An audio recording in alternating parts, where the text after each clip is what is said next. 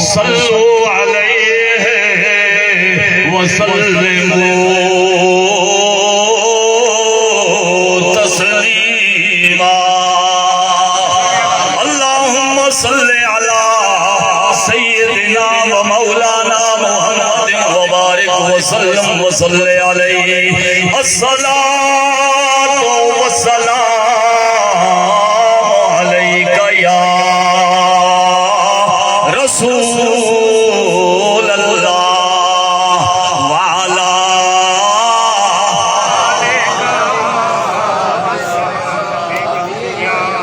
اب میں کیا کہوں آپ کو، مہمان خصوصی کے لیے بھی آپ تھک تو ضرور گئے، آخری بات ہے بس لنگر تیار ہے، کھا کے انشاءاللہ سب نے جانا ہے۔ میرے ساتھ ذرا مل کے کہہ دو نا، کہہ دو کہ کون آیا آج دنیا ہویا گلی گلی رشنایا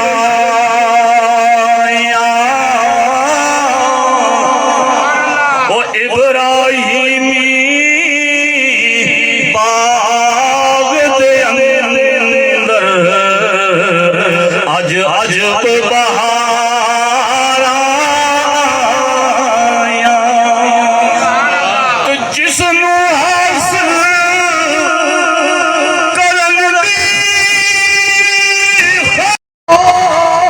چاہیے مل گئے مصطفیٰ اور کیا چاہیے